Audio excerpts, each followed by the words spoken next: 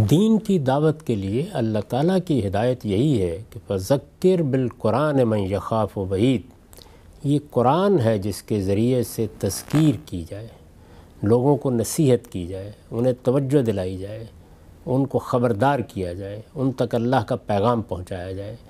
اس سے یہ بات واضح ہوتی ہے کہ اللہ کے دین کی دعوت جب انسانیت کو پہنچائی جائے گی تو نہ کسی لٹریچر کی ضرورت ہے، نہ تصنیفات کی ضرورت ہے، نہ تقریروں اور مواعظ کی ضرورت ہے۔ اللہ کا پیغام اللہ کے اپنے الفاظ میں اس کے کلام کے ذریعے سے پہنچا دیا جائے گا۔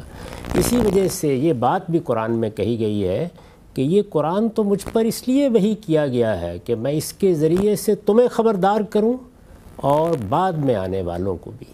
اوحی الیہ ھذا القرآن لانذرکم بہ ومن بلغ، یہ تذکیر ہے جس کو قرآن کے ذریعے سے تذکیر ہمیں اپنا ہدف بنانا چاہیے۔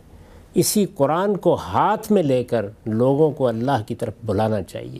اللہ کے راستے کی دعوت اسی قرآن کے ذریعے سے، اس کے الفاظ میں، اس کے اسلوب میں دینی چاہیے۔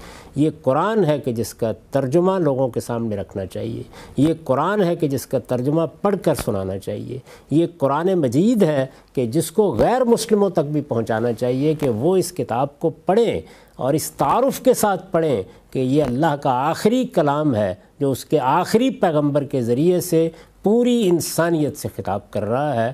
ہماری ذمہ داری اصلاً یہی ہے۔ اس کے بعد جب لوگ اللہ کے دین کی طرف متوجہ ہوں گے تو اب انہیں پڑھانا بھی ہے، انہیں تعلیم بھی دینی ہے، ان کی تربیت بھی کرنی ہے۔ اب تصنیفات بھی ہوں گی، تالیفات بھی ہوں گی اور تعلیم و تربیت کا تمام تر اہتمام بھی ہوگا، لیکن دعوت کی ابتدا بھی قرآن ہے، دعوت کی انتہا بھی قرآن ہے، اور قرآن مجید نے دعوت کے لیے جو لفظ اختیار کیا ہے وہ تذکیر ہے، وہ انذار ہے۔ لوگوں کو بیدار کیا جائے، انہیں خبردار کیا جائے، ان کو نصیحت کی جائے، انہیں یاد دہانی کرائی جائے، کیونکہ اللہ کی کتاب نے انہی حقائق کی یاد دہانی کرائی ہے جو ہماری فطرت میں اس پروردگار نے ودیعت کر دی ہے۔